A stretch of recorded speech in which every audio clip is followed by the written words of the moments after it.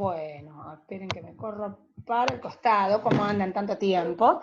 Bueno, bienvenidos a este primer seminario de los 2 seminarios que hemos preparado desde la asignatura para recorrer juntos lo que ha sido la historia del sistema de salud en la Argentina.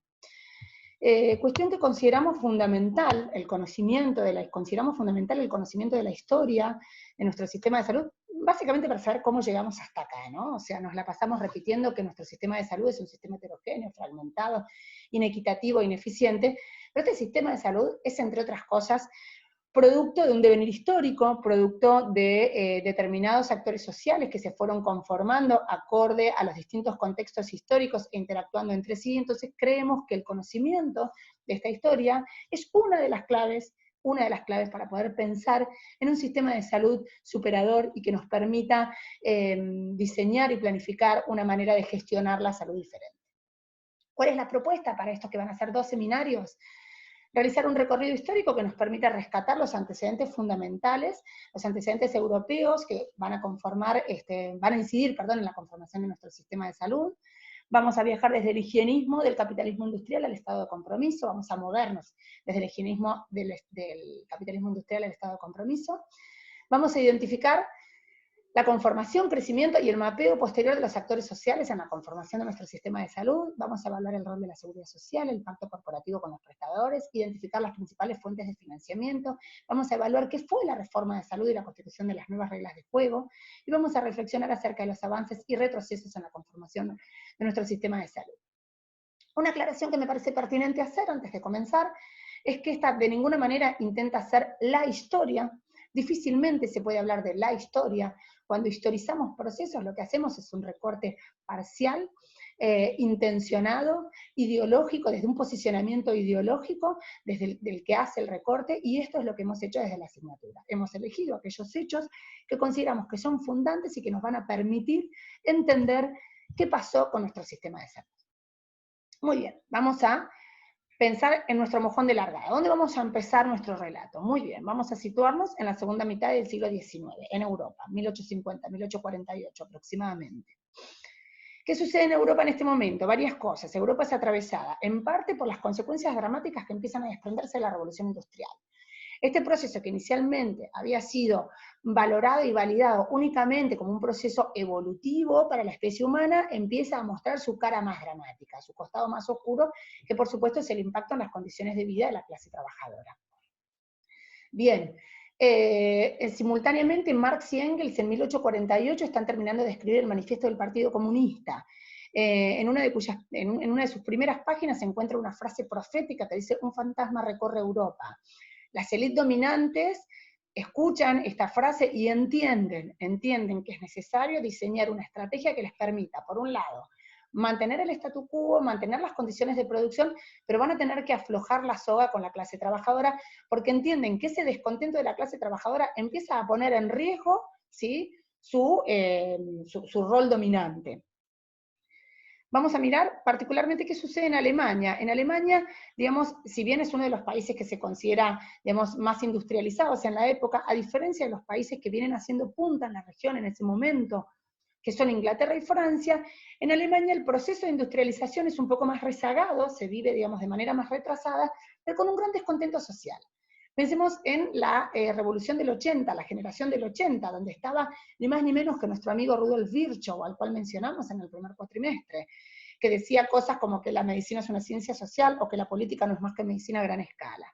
Bien, una figura saliente de la época, el canciller Otto von Bismarck, conocido como el canciller de hierro, se la ve venir, se da cuenta que es necesario frenar esta revolución que puede poner en riesgo todo lo conseguido por las élites dominantes hasta el momento, y se da cuenta que para esto es necesario beneficiar de alguna manera a la clase trabajadora para frenar su descontento. Y así va a introducir las primeras medidas de protección social con 3 leyes consecutivas, que son el seguro de enfermedad, que fíjense cómo está constituido, 2/3 a cargo del obrero y 1/3 a cargo del empleador. Hoy, digamos, la conformación de la seguridad social es al revés, ¿sí? Un seguro por accidentes de trabajo que va a estar 100% a cargo del empleador, y las pensiones por vejez e invalidez que van a estar a cargo del Estado, del obrero y del empleador. Queda constituido así lo que inclusive al día de hoy se conoce como modelo bismarckiano. ¿Qué características tiene el modelo bismarckiano o el modelo de la seguridad social alemana? Primero, que está vinculado exclusivamente al mundo del trabajo. Esto es, todas estas medidas de seguridad social son para la clase trabajadora, eventualmente para sus familias, pero uno necesita previamente estar dentro del universo del trabajador. ¿Y qué es tripartito? Que va a estar financiado por tres financiadores, que son el empleado, el empleador y el Estado. Bien, entonces estamos, dijimos, en Europa a mitad del siglo XIX, mitad ya avanzado siglo XIX, 1880. Este modelo entonces se va a instalar en Alemania desde fines del siglo XIX hasta principios del siglo XX, de manera tal que cuando termina la Primera Guerra Mundial, los países, digamos, que van a quedarse con territorio alemán, se van a encontrar con que tienen este modelo de seguridad social y que tienen que hacer algo con el mismo, ¿sí? ¿Qué va a pasar entonces, por ejemplo? Que Rusia, que firma con Alemania un armisticio, el armisticio de Brest-Litovsk, va a establecer por decreto un sistema amplio de prestaciones a cargo del Estado, o sea, se queda con el sistema de seguridad social alemán, pero lo que hace es, lo pone todo a cargo del Estado. En vez de ser tripartito, lo deja todo a cargo del Estado. Acá se menciona por primera vez, aparece el término seguridad social, ¿sí? ¿Qué sucede en Francia mientras tanto? Francia, mediante el Tratado de Versalles, se va a quedar con dos territorios alemanes, ¿sí? Con Alsacia y Lorena. Entonces el Estado francés se encuentra ante la disyuntiva de, bueno, ¿qué hacemos con este sistema de seguridad social que heredamos de estos dos territorios alemanes? ¿Qué hacemos? ¿Lo desarmamos o lo extendemos a todo el territorio francés? ¿Sí? Entonces, ¿qué se hace? Se presenta un proyecto finalmente, se decide extender este sistema de seguridad social a todo el territorio francés. Se presenta un proyecto que va a ser muy discutido, muy debatido. De hecho, el proyecto se presenta en 1922 en el Parlamento francés y recién se aprueba en 1928, fíjense si no fue discutido. Y algo que es muy interesante, que señalan los historiadores de la época, es que el cuerpo médico de la época, el cuerpo médico francés, ¿sí?, representaban mutualidades y cooperativas, o sea, médicos que ejercían su profesión de manera absolutamente liberal, va a realizar una enconada y férrea oposición al proyecto. ¿Por qué? Porque temen ser absorbidos por el sistema. ¿Les suena esto? Esto de ser absorbidos por el sistema. ¿Les suena esto de la pamización? Esto de que te absorban. Bien, esto tiene más de 100 años de evolución, ¿sí? Bien, continúa corriendo el tiempo. Entre la Primera y la Segunda Guerra Mundial, estas iniciativas introducidas, con sus diferencias, por supuesto, por Inglaterra, Alemania y Francia, a las que genéricamente se las va a denominar seguridad social, se van a extender al resto de los países europeos y con unos años de demora al continente americano, donde, ojo, ya existían ciertas formas organizativas de autocuidado. Estados Unidos siempre va a ser un caso aparte. Estados Unidos siempre va a tener un manejo distinto en lo que respecta a la organización de su sistema sanitario, ¿sí? Las iniciativas sobre el mejoramiento de los sistemas de salud van a tener un desarrollo diferente, de corte provincializado, privado, gerencial, digamos, siempre va a haber una resistencia por la idiosincrasia americana a establecer un sistema de seguridad social. Inclusive, digamos, esto ha sido un tema que ha atravesado los últimos debates presidenciales. Digo, Obama en su momento fue cuestionado por gran parte de la sociedad norteamericana por la intención de establecer un sistema de seguridad social estatal. Digo, es un debate que se viene dando en los Estados Unidos hace más de 100 años. Simultáneamente, a principios del siglo XX, en 1910, aparece en Estados Unidos un educador, que ustedes ya han escuchado nombrar, desde el curso de ingreso a la fecha, que es Abraham Flexner, ¿sí? El modelo flexneriano de educación médica, que es el que hemos venido a superar nosotros con la currícula innovada. Flexner va a publicar para esta época un informe sobre la educación médica en Estados Unidos y en Canadá, y va a hacer especial hincapié en la necesidad de sustentar la formación de médicos en conocimientos basados en evidencia científica. La investigación para Flexner va a ser clave, es el corazón de la formación del recurso humano. Este informe Flexner va a alcanzar gran trascendencia en Europa y va a alentar la inserción de la investigación en el corazón de la formación de recursos humanos. Bien, fíjense cuántos años más tarde Estados Unidos va a pensar una política de protección social, una política de seguridad social. Recién en 1935, como consecuencia de la Gran Depresión, del crack financiero, Roosevelt va a poner en marcha lo que se conoció como la New Deal, ¿no? Este paquete de políticas sociales que iban a fundamentar una serie de reformas orientadas al bienestar público. En 1935, cuando en el resto de los países les llevan por lo menos 15, 20 años en Europa. Bien, estas medidas también iban a intentar procurar establecerse como derechos sociales y son las que posteriormente, varios años después, van a dar lugar a la creación de los entes estatales que inclusive existen hoy en día, que son el Medicare y el Medicaid. Se empieza a configurar la posibilidad de que el Estado se constituya como un actor social de peso en el campo sanitario, tensionando, ¿sí?, con los actores privados hasta la fecha, ¿sí? O sea, si hay un país donde estas tensiones se evidencian de manera descarnada, este país es Estados Unidos, ¿sí? Bien, hagamos un parate. Vamos a ver entonces, hasta 1930, entre 1920 y 1930, cuál era el concepto, cuál era el paradigma respecto de la cuestión salud en la mayoría de los países occidentales, si se quiere. Bien, para ese momento la salud, en tanto componente de bienestar de la población, no era entendida como asunto del Estado, ¿sí? El Estado intervenía fundamentalmente en las cuestiones de epidemias, sanidad de fronteras, emergencias. El concepto más extendido respecto de la salud era su pertenencia a la órbita individual, ¿sí? Digamos, la salud como bienestar de la población era asunto de cada uno, ¿está? Recién a partir de la segunda posguerra, o sea, a partir de la Segunda Guerra Mundial, la mención de la cuestión salud como cuestión de Estado empieza a extenderse en las cartas constitucionales de la región. Inicialmente, por supuesto, el enfoque sanitario es higienista, ¿sí? Está destinado, digamos, a cuidar, parece que el cuerpo es el cuerpo del país, ¿no? El territorio nacional es lo que queda a cuidado de las políticas estatales, más que a proteger la salud de la población. Un pensador de la época fundamental, ¿sí? Fundacional, si se quiere, es John Maynard Keynes, es un economista, que es el que va a introducir el concepto de Estado interventor, que años más tarde va a dar lugar al concepto Estado benefactor, ¿sí? Keynes va a predominar su pensamiento con posterioridad a la Segunda Guerra Mundial, si bien nació mucho antes, digamos, de la Segunda Guerra, e indirectamente va a fundamentar la mayor parte de las iniciativas de reforma de los sistemas de salud, ¿sí? ¿Cuáles son estos 4 pilares fundamentales del Estado de bienestar que va a sostener, o del Estado interventor, si se quiere, que va a sostener Keynes? La sanidad, la educación, la seguridad social y los servicios sociales, todos a cargo del Estado, ¿sí? Teniendo al Estado como principal proveedor de servicios y con altos estándares de calidad. Uno de los libros fundamentales, el libro icónico de Keynes, es Teoría General del Empleo, del Interés y de la Moneda. Y lo que introduce es esta cuestión, digamos, anticíclica, la posibilidad de tener las etapas recesivas, ¿sí? Con empleo y consumo. Fíjense que esto es algo que a ustedes les suena, ¿no? Como política de Estado de los últimos tiempos, también esto de detener o de hacer frente a las recesiones y a las contracciones económicas con más empleo y más consumo. Esto viene de John Maynard Keynes, principios del siglo XX, principios del siglo pasado. Bien, seguimos entonces pensando en este nuevo paradigma sanitario que empieza a transformarse después de la Segunda Guerra Mundial, ¿sí? Cómo pasamos de que la salud es una cuestión absolutamente individual y de que el Estado está solamente para mantener cuestiones sanitarias que no alteren la producción, ¿sí? A un nuevo paradigma que empieza a moldearse a partir de 1940. Otro hecho fundamental es lo que se conoce como el informe Beveridge. ¿Qué es esto que ustedes probablemente ya hayan escuchado nombrar? Esto es, en 1941, Churchill, Inglaterra, le va a encargar a un grupo de expertos comandados por Lord Beveridge un informe para que le digan cuáles son los principales componentes del sistema de protección social inglés. Para que le digan cómo está el sistema de protección social inglés hoy y cuáles son las cuestiones o lo que hay que llevar a cabo para mejorarlo. Bien, este informe Beveridge, entre otras cosas, lo que dice es que el sistema de protección social inglés es un sistema de remiendos y que hay que pasar a un sistema de protección social universal a cargo del Estado, ¿sí? Este informe se eleva al Parlamento en 1942, se debate ampliamente, por supuesto, y lo que se termina recomendando es el pasaje de un sistema de solidaridad profesional a un sistema de solidaridad universal. Bueno, justamente promueve, muy influenciado por el pensamiento de Keynes, promueve una protección social universal a cargo del Estado como garante de las políticas públicas, ¿sí?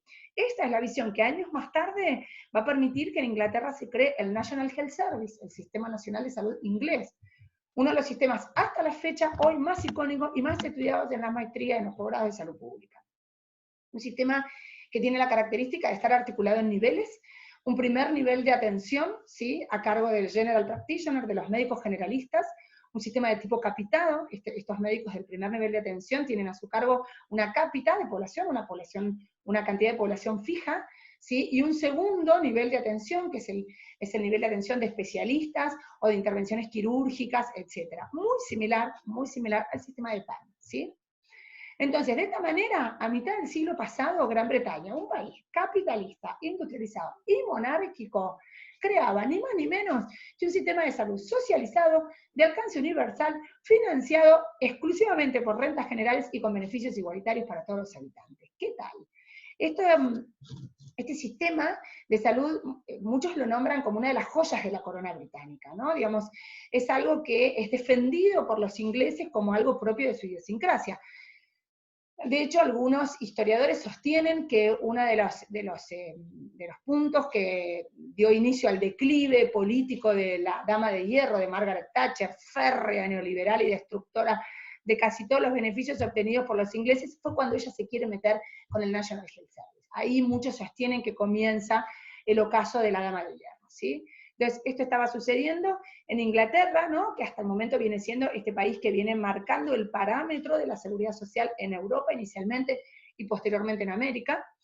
De manera simultánea empiezan a aparecer las agencias internacionales, ¿qué es esto? Aparece la OPS, la OMS, UNICEF, la Organización Internacional del Trabajo, con una separación de años que no recuerdo y que no hacía la cuestión, pero ¿por qué mencionamos la aparición de las agencias internacionales? Justamente porque vienen a reforzar que la salud empezó a formar parte de la agenda pública, ¿sí?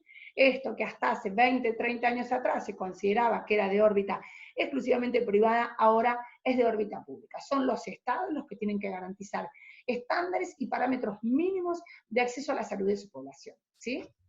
Bien, así entramos entonces a la segunda posguerra. Ahora, este fue el panorama a nivel internacional, el panorama a nivel europeo, fundamentalmente. ¿Qué estaba sucediendo mientras tanto aquí en Europa? Aquí en Argentina, perdón. Bien, vamos a ver entonces, vamos a armar un paralelo entre todo esto que acabamos de contar que sucedía en Europa y lo que sucedía en Argentina.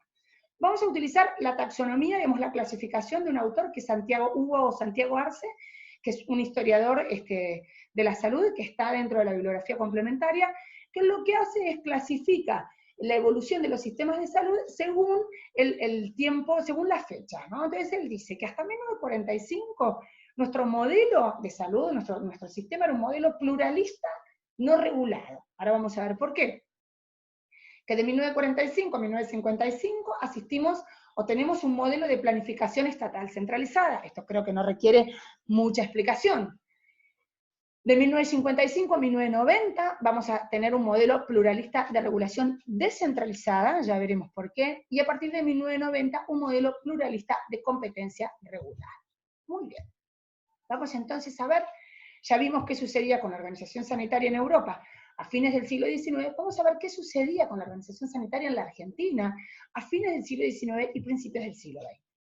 Bien, respecto al funcionamiento y regulación de las instituciones estatales, bueno, primero cabe aclarar que no había una planificación estatal centralizada, claramente, sino que el funcionamiento estaba caracterizado por la existencia de servicios pertenecientes a distintas jurisdicciones y naturaleza jurídica, sin una regulación destacada ni un plan de inversiones por parte del Estado, que las instituciones podían ser administradas a grandes rasgos por 4 actores: el Estado, organizaciones de beneficencia que tenían un enorme peso, entidades mutuales y entidades confesionales, ¿sí? Estos cuatro actores, si se quiere, institucionales o administrativos, son los que gravitaban el sistema de salud a fines del siglo XIX. El paradigma imperante era el higienismo, de la misma manera que en Europa. Hay grandes nombres que van a construir el higienismo en la Argentina. Ramos Mejía a la cabeza y Emilio Coni, podemos decir que son los grandes nombres de la época. El higienismo surge como consecuencia del capitalismo industrial, ¿sí? Y la necesidad de mantener un ritmo de producción. Lo cual, ojo, no quiere decir que no tuviera algún efecto beneficioso sobre la población de obreros, ¿sí? Pero el objetivo del higienismo no es mantener la salud de los obreros, sino que es mantener un ritmo de producción, ¿sí? Uno de sus principales exponentes, como decíamos acá en Argentina, fue Ramos Mejía, un liberal absoluto, que termina en una gran contradicción, Ramos Mejía, porque gran parte de sus escritos terminan de alguna manera avalando o permitiendo la intromisión del Estado en la esfera privada de los habitantes como condición para mantener la salud pública. Esto que también se cuestiona mucho hoy, hasta dónde el Estado puede intervenir en la vida privada de los habitantes para mantener la salud pública. Esto para Ramos Mejía, un tremendo liberal, era un gran dilema ético. Hay un evento fundante en el sanitarismo argentino, o en el higienismo argentino, si se quiere, de esa época, que es la epidemia de fiebre amarilla, ¿sí? 1871, la epidemia que hizo que, entre otras cosas, por ejemplo, la clase, hasta ese momento, la clase dominante, las élites, no vivían en Recoleta, en Capital Federal, sino que vivían en San Telmo, en el barrio sur. Bueno, se trasladan, como consecuencia de la fiebre amarilla, las élites dominantes se van a trasladar hacia la zona norte de la capital federal y el Gran Buenos Aires. Pero ¿qué es lo que sucede fundamentalmente con esta epidemia? Que las élites dominantes, así como von Bismarck en 1880 dice, si no paramos a estos revolucionarios vamos a poner en peligro todo lo conseguido. Bueno, de alguna manera este mismo efecto tiene la epidemia de fiebre amarilla sobre las élites dominantes de la época en Argentina, ¿sí? ¿Qué se dan cuenta? Que para tener, como dice Ramos Mejía, para tener un cuerpo sano, libre de enfermedades, se requiere de un saneamiento de la moral y las costumbres. Y esto es lo que va a permitir la intromisión estatal en la vida privada. Aparece esta premisa del saneamiento de los espacios públicos, del saneamiento ambiental, que también, de lo contrario, de no realizarse, pueden poner en peligro la vida, las costumbres y la producción de las élites de la época. La premisa mens sana in corpore sano, dice Ramos Mejía, vale tanto para los cuerpos biológicos como para los cuerpos sociales, ¿sí?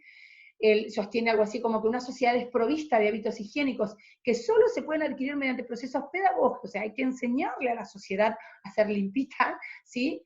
Digamos, una sociedad desprovista de estos hábitos higiénicos, sostienen los higienistas de la época, que está destinada a la tragedia del contagio, ¿sí? Entonces, el higienismo se va a instalar a partir de estas premisas.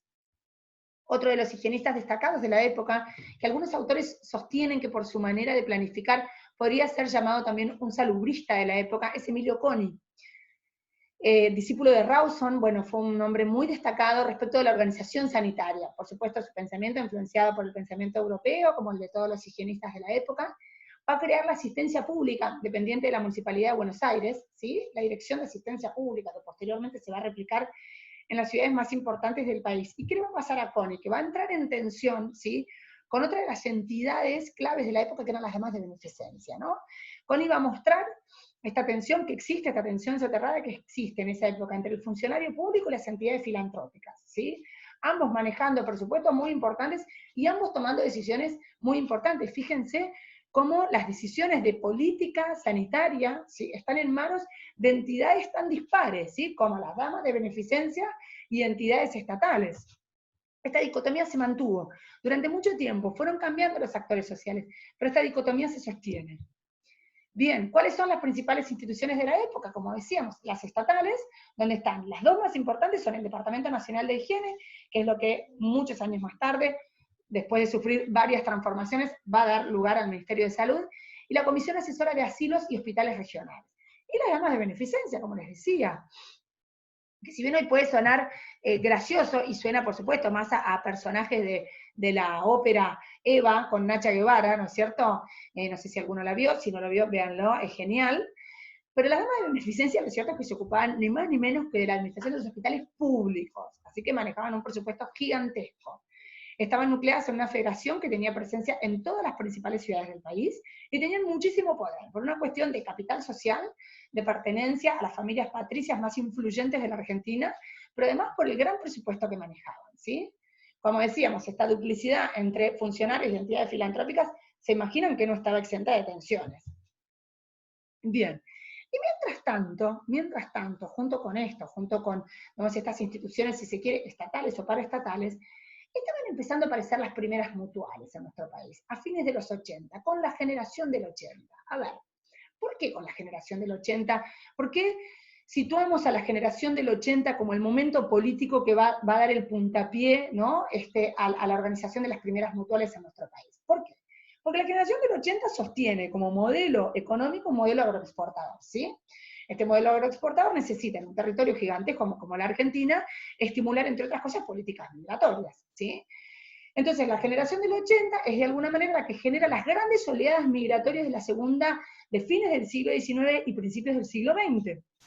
Entonces, llegan estas grandes masas de obreros inmigrantes que no solo son los responsables de que muchos de nosotros tengamos abuelos españoles e italianos, sino que también lo que hacen estos obreros van a trasladar sus formas de organización sindical y mutual europeas, que como vimos empezaron varios años atrás, y van a dar el puntapié inicial a las primeras organizaciones de este tipo en nuestro país, ¿sí?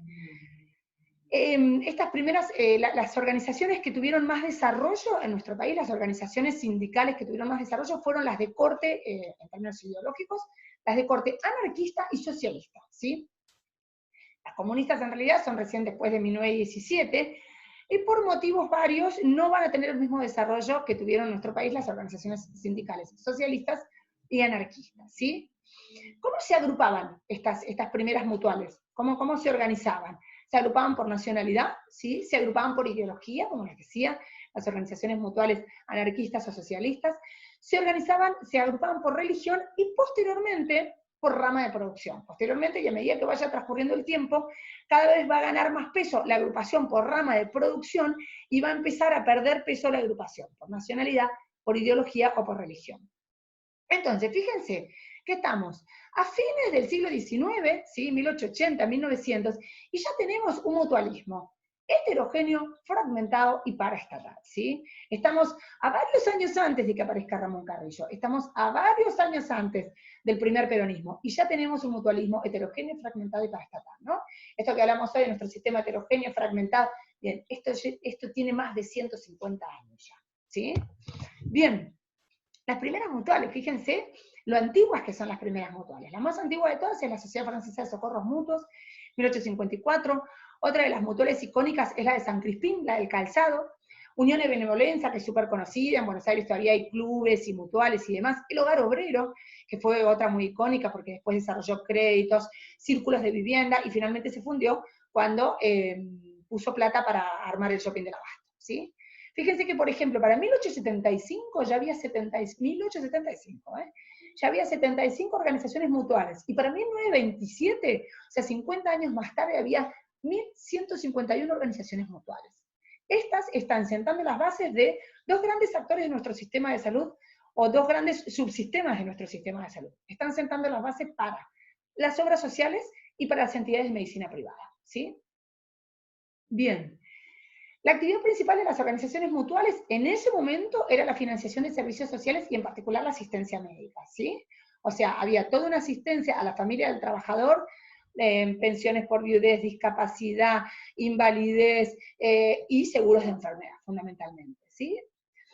La gran expectativa de las mutuales en ese momento era lograr la prestación de atención médica a través de servicios propios, ¿sí? Eso era el máximo anhelo de las organizaciones mutuales en ese momento, ¿sí? La mayoría de las intenciones de los mutualistas era tener sus propias estructuras prestadoras de salud. También, ¿por qué? Porque en esa época, digamos, la construcción de una estructura de salud, de una estructura sanitaria, el costo de la construcción de una estructura sanitaria no distaba mucho del costo de una construcción normal, ¿sí? Porque todavía no asistíamos a la tecnologización de la medicina que incrementó los costos del armado de una institución sanitaria. Estamos hablando de hace 150 años atrás, donde el costo era similar. Entonces la mayoría de los mutualistas aspiraban a esto, a tener su propio sistema de salud, sostienen su propia institución prestadora. Sostienen los historiadores que lo que había era una necesidad muy fuerte que atravesaba a los obreros, digamos, distintos trabajadores que pertenecían a las organizaciones mutuales por no asistir a la sociedad, a las instituciones públicas o caritativas, ¿no? Se hacía muchísimo esfuerzo, se pagaban cuotas extras adicionales, lo que hoy conocemos mucho nosotros como coseguros, para poder asistir, ¿sí?, a instituciones que no fuesen las instituciones públicas ni caritativas. Bien, la mayoría de las mutuales en realidad no contaba con servicios propios, si bien era su máxima aspiración, no contaba con servicios propios, y lo que hacía era financiar prestaciones brindadas en otros efectores del sistema, ¿sí? Fíjense cómo hace ya más de 100 años empieza a aparecer esto. La mutual, precursora de una obra social, ¿sí?, va a financiar la atención de su beneficiario, ¿sí?, en una institución que pertenece a otro efector del sistema. ¿A qué le suena esto? A cómo la obra social, años más tarde, va a derivar sus aportes, ¿sí?, a una empresa de medicina prepaga para que un afiliado a OSPOSE se termine atendiendo en la clínica Los Arcos, ¿sí? Fíjense, esto se empieza, este entramado se empieza a estructurar antes de Carrillo, ¿sí? Bien, la mayoría de las veces, si las mutuales no contaban con servicios propios o estos eran insuficientes, ¿qué hacían? Derivaban a sus afiliados a instituciones privadas, ya que los que asociaban una mutual, como decíamos, en realidad tenían la expectativa de evitar como fuera el tener que asistir a un servicio público o caritativo. ¿Qué pasa? Que a principios del siglo XX empezamos a asistir a una transición que va desde el modelo agroexportador de la generación del 80 hacia un modelo mixto agrario-industrial, ¿sí? ¿Esto qué hace? Esto genera un crecimiento exponencial de las organizaciones sindicales y empieza a reordenar este agrupamiento de 1000 y pico de mutuales divididas por ideología, por religión, por nacionalidad o por rama de la producción, se empiezan en realidad a ordenar todas a través de la rama de la producción. Empiezan a desaparecer muchas mutuales porque empiezan a quedar todas ordenadas a partir de la rama de producción. El ejemplo icónico de esto es la fraternidad, ¿sí? Que nuclea a todos los trabajadores ferroviarios.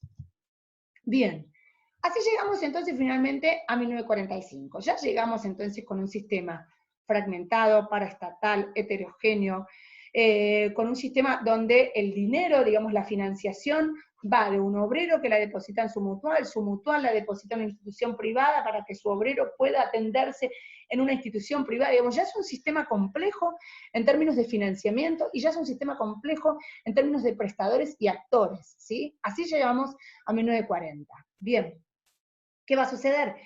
A partir de 1945, bueno, la década del 40 los historiadores la llaman la década del doble nacimiento, ¿sí? El Estado Nacional como garante de la salud de la población a partir de Carrillo y del primer peronismo, y el nacimiento simultáneo de las obras sociales definidas como tal, ¿sí? Ya no vamos a hablar más de mutuales a partir de 1940, sino que vamos a hablar de obras sociales, y ahora vamos a ver por qué a partir de 1940 asistimos al nacimiento de las obras sociales. ¿Qué va a suceder? ¿Cuáles van a ser los puntos salientes que vamos a ver en este momento histórico? Una mayor injerencia por parte del Estado en la planificación de la estructura sanitaria, por supuesto. Esto va a tener una relación directamente proporcional con el aumento creciente de la jerarquía de los organismos estatales que van a entender los problemas sanitarios. Vamos a asistir ni más ni menos que a la creación del Ministerio de Salud. Aquella vieja dirección de planeamiento se va a transformar en un Ministerio de Salud. En 1943, un grupo de militares autodenominados GO, grupo, no me sale ahora qué, Unidos, derroca al presidente Castillo. En este grupo destaca el general Juan Domingo Perón, que desde la Secretaría de Trabajo y Previsión va a adquirir notable influencia y va a ganar las elecciones en 1943. Va a ser acompañado en sus dos primeros mandatos por el doctor Ramón Carrillo, que va a marcar un antes y un después en la organización sanitaria. Y quiero hacer acá un paréntesis. Carrillo ya era Carrillo antes del peronismo, ¿sí? Carrillo, capaz me equivoco los años por 2 o 3 años, pero entre los 35 y 37 años ya era médico, neurocirujano, había bajado a Francia, se había formado.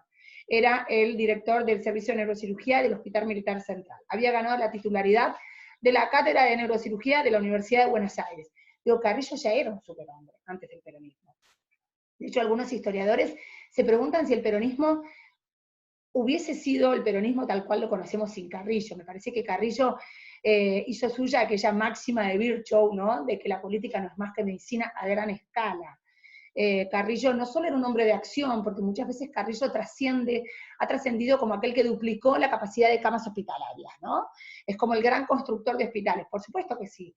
Fue un gran constructor de hospitales, pero además fue un teórico, fue un ideólogo, fue sin saberlo un planificador, ¿sí? Carrillo se dedicó a escribir y a pensar en qué tenía que suceder adentro de los hospitales. No era solo construir hospitales, sino que era pensar para qué se construían estos hospitales y formando parte de qué sistema tenían que estar estos hospitales. Se va a enfrentar, igual que le pasó a Connie, a este higienista que lo precedió en 50 años, se va a enfrentar a la imposibilidad de unificar, ¿sí?, bajo la órbita estatal a cuestiones asistenciales de los trabajadores y las funciones reguladoras y planificadoras en materia de salud por parte del Estado en la misma estructura. Las organizaciones sindicales van a tensionar permanentemente por salirse de la órbita del Ministerio de Salud, ¿sí? Entienden, desde un primer momento con el peronismo se genera una dicotomía, una contradicción, una especie de nudo gordiano entre dos grandes actores o dos grandes instituciones. Las organizaciones sindicales, por un lado, que son la base del peronismo, ¿sí?, que se retroalimentan, o sea, el peronismo retroalimenta su poder junto con el poder de las organizaciones sociales, se necesitan mutuamente, perdón, esa era la cola del gato. Entonces, por un lado tenemos este gran actor, que son las organizaciones sociales sindicales, ¿sí?, que van a tensionar permanentemente con este otro gran actor que va a hacer una gestión centralizada en un Ministerio de Salud, ¿sí? Ambos entienden, o sea, el Ministerio de Salud va a intentar permanentemente meter bajo la órbita, ¿sí?, de su cartera a las organizaciones sindicales, porque entiende que son una de las grandes prestadoras de salud de la población, y por otro lado, las organizaciones sindicales van a traccionar, van a intentar permanentemente salirse de la órbita de la cartera del Ministerio de Salud, porque entienden que por fuera del Ministerio de Salud tienen más poder, y pueden mantener su poder, ¿sí? Fíjense Cuando nosotros hablamos de la importancia de poder identificar y mapear actores sociales, hablamos ni más ni menos que de esto, ¿no? Fíjense cómo estos dos grandes actores sociales se van a tensionar mutuamente, y si bien vamos a meternos con mayor detalle y profundidad en el segundo seminario, vamos a ver que van a terminar siendo en parte responsables por acción o por omisión, ¿sí?, de legarnos el sistema de salud que tenemos hoy en día. Bien, esta dicotomía, esto que les digo, esta contradicción, esta permanente tensión entre estos dos grandes actores va a persistir a lo largo del tiempo. De manera tal que las organizaciones sociales siempre van a pretender que la institución que las regula, sea INOS, sea ANSAL, sea Seguridad Social, esté bajo la órbita del Ministerio de Trabajo y no bajo de la cartera de salud, ¿sí? Esto es necesario que lo mastiquemos, que lo tengamos permanentemente presente, porque esta tensión va a manifestarse a lo largo de los próximos años.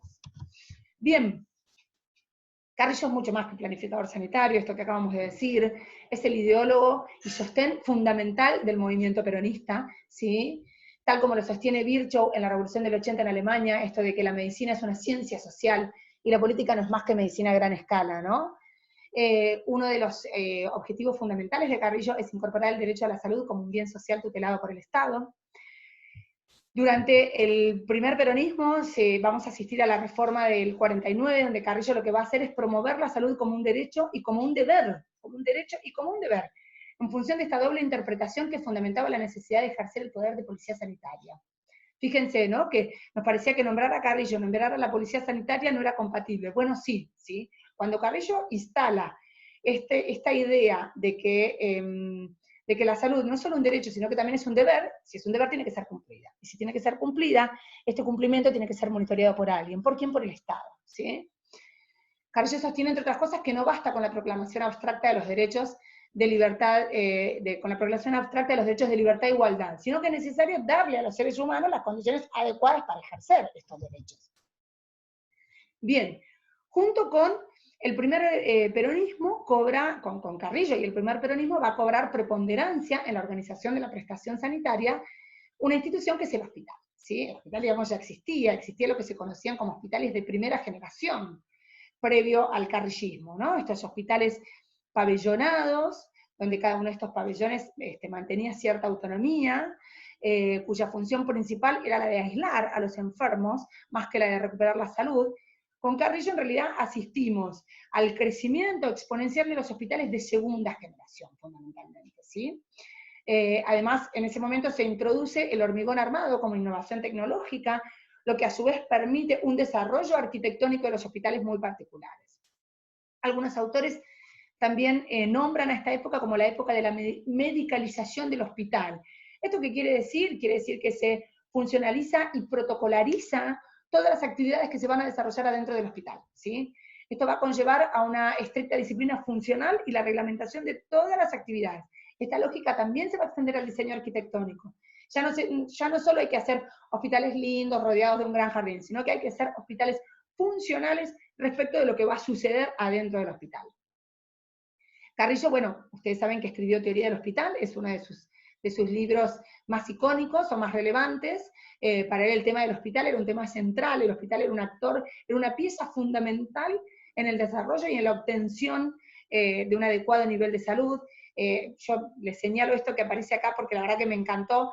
Él habla de que los programas sanitarios tenían que organizarse en 3 planos concéntricos, y cada uno de estos planos concéntricos, ¿no? Y cada uno de estos planos tenía que pivotear alrededor del hombre, y para cada uno de estos planos, la salud pública tenía que contar con herramientas específicas. Y lo interesante, lo lindo de esto es que él homologa cada uno de estos planos con un reparo anatómico encefálico, ¿sí? Entonces así él sostiene que la medicina asistencial o arquimedicina es una medicina pasiva, que va a actuar sobre el individuo enfermo, de manera asistencial. Sostiene que es reparadora y que se apoya en un binomio médico-enfermo.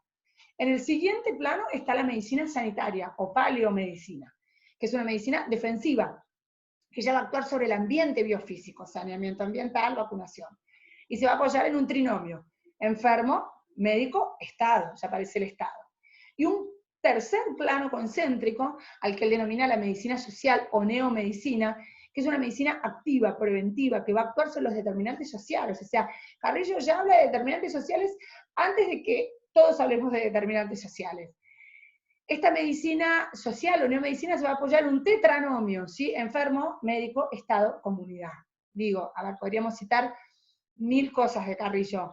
Me interesa remarcar que Carrillo no es solamente el hombre de acción que va a duplicar la cantidad de camas en nuestro país. Carrillo es un ideólogo, Carrillo es un político, Carrillo es un pensador, Carrillo es un planificador. Por supuesto que nadie va a negar ciertas cuestiones estructurales que son icónicas respecto del carrillismo y del primer y segundo peronismo, que es por ejemplo la duplicación de camas de 66.000 a 130.000, esta idea que tenía Carrillo que se van a poner de manifiesto entre el primero y el segundo plan quinquenal, de centralización normativa y descentralización administrativa. Tengan en mente esta frase, porque esto va a ser interpretado de manera falaz a partir de la Revolución Libertadora. Carrillo entonces lo que sostiene es la centralización normativa y descentralización administrativa. Después vamos a ver qué es lo que hace con esto la Revolución Libertadora. Si bien se mantiene el carácter pluralista y la libertad de iniciativa durante el carrillismo, ¿sí? Lo que sucede obviamente es que hay una tendencia a hegemonizar el sistema mediante el abrupto incremento de la capacidad instalada pública y hay una intención de funcionarizar al médico. ¿Por qué, en realidad? Porque ustedes piensen que previo al primer peronismo y este aumento exponencial de camas y de instituciones hospitalarias, ¿cómo se ejercía la profesión médica? De manera absolutamente liberal. Esto es, la mayoría de los profesionales médicos trabajaban de manera liberal y autónoma en sus consultorios, que le proporcionaban su sostén de vida, mientras que iban al hospital, este hospital de primera generación, estos hospitales pabellonados que tenían especies de jefes o caciques, ¿sí? Iban al hospital de manera casi benéfica, ¿no? La mayoría iban sin cobrar, entonces mantenían esta libertad y esta autonomía, este carácter liberal de la población. Con el carrillismo y este aumento de hospitales, ¿qué va a pasar? Se necesitan médicos adentro. Entonces aparece el médico como funcionario, aparece el médico rentado, el médico pago, hay que llenar los hospitales de médicos. Y el médico, una vez más, fíjense cómo aquello que se vociferaba en Francia con el Tratado de Versalles, este terror, esta especie de tensión a no verse absorbido por distintos sistemas sanitarios públicos, una vez más el médico vuelve a poner el grito en el cielo. Cuando digo el médico, hablo de la corporación médica, ¿sí? En 1945, si uno se pusiera a estudiar qué estaba pasando en ese momento en las corporaciones médicas, ¿sí? Nucleadas en distintos organismos, vamos a encontrar muchísima tensión.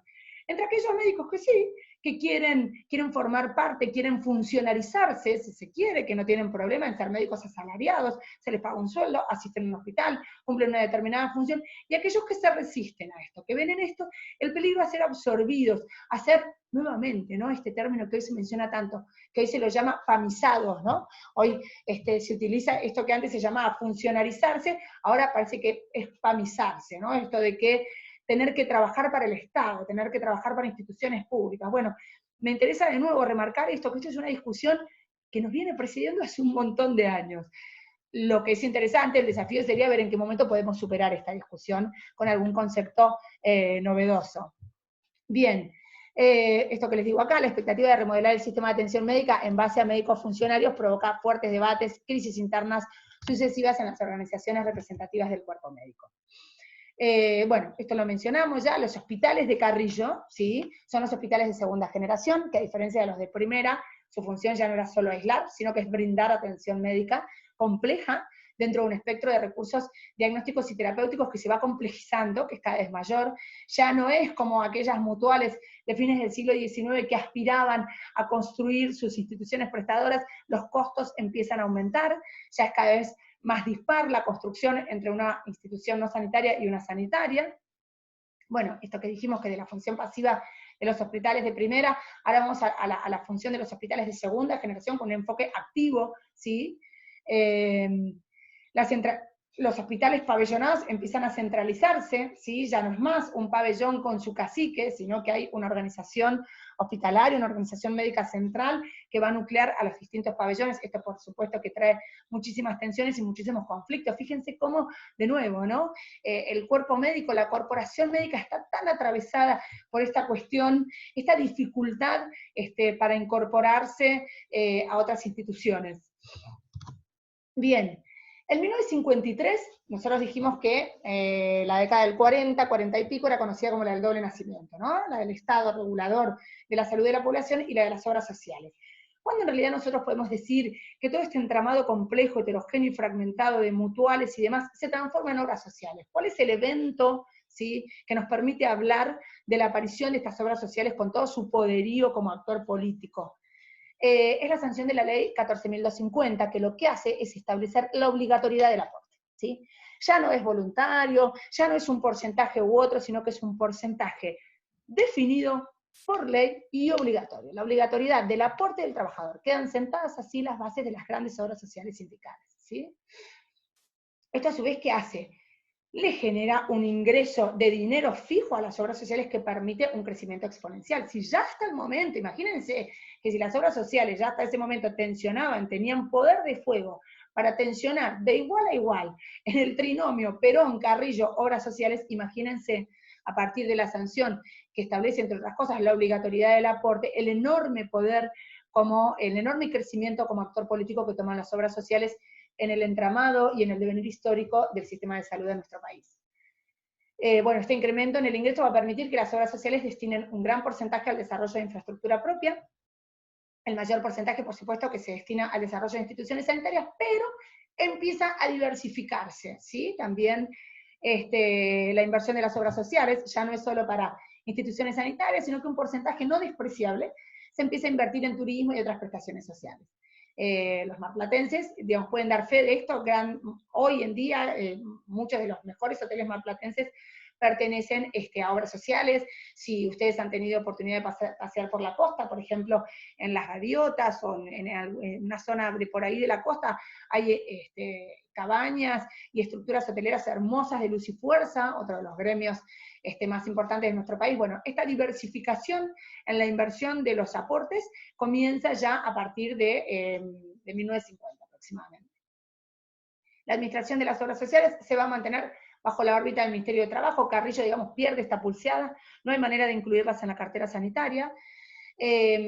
Hasta 1950 todavía estos servicios de la naturaleza que fueran se pensaban exclusivamente para el trabajador afiliado de su grupo familiar, ¿sí? Estamos todavía a años luz de la desregulación de las obras sociales y la derivación de aportes, de manera tal que se duplicaban mucho las estructuras prestacionales, ¿sí? Porque como cada gremio pensaba nuevas instituciones, o sea, pensaba las instituciones exclusivamente para sus afiliados, esto no hacía más que duplicar un montón de estructuras prestacionales y costos operativos.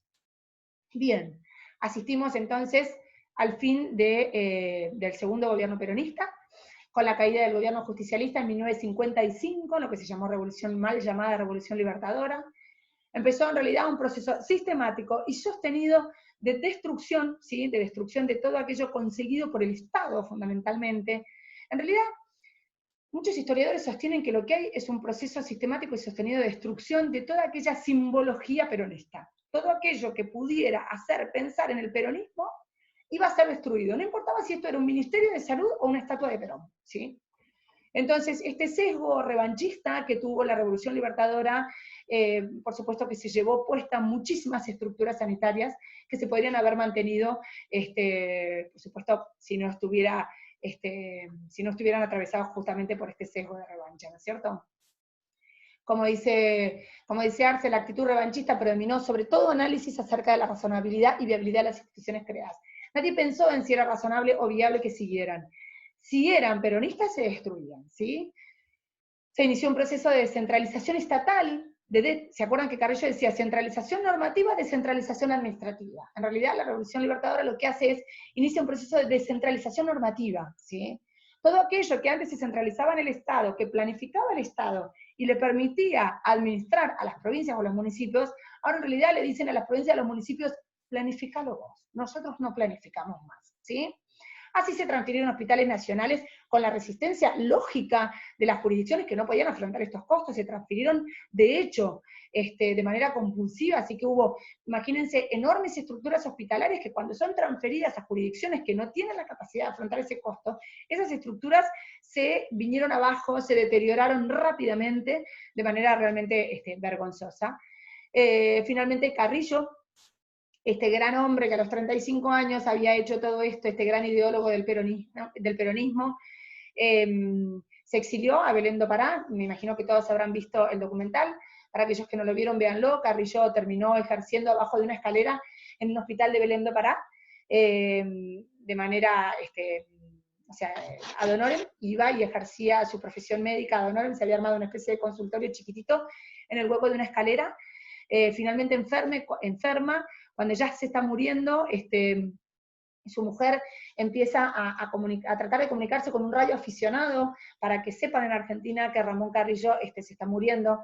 En el documental es tremendo porque creo que el radioaficionado que pesca la onda y se pone a hablar con la mujer de Carrillo es un antiperonista que le contesta una barbaridad que no recuerdo bien, ¿no? Pero algo así como que, bueno, que se lo merece. Y Carrillo, este gran hombre, muere pobre y lejos de su patria. Bien, hasta aquí llegamos con esta primera parte. Estamos entonces en 1955, comenzó este proceso de descentralización normativa que vamos a ver a dónde nos lleva, a dónde nos conduce. Por ahora los dejo para que piensen y reflexionen acerca de cuáles fueron los principales actores sociales protagonistas de este momento, o sea, desde 1880 hasta la fecha. Si ustedes tuviesen que mapear a los principales actores sociales, me gustaría que piensen cuáles han sido, ¿sí? Cuál es la relevancia de cada uno de ellos, cuáles son las motivaciones, los intereses y valores de cada uno de ellos, para que podamos ver en el seminario siguiente, ¿sí?, cuál va a ser el desenvolvimiento de esos actores sociales, de qué manera van a tensionar sus intereses, valores y motivaciones, y cuál va a ser el resultado y el producto final de esa tensión. Bueno, muchas gracias, nos vemos la semana que viene.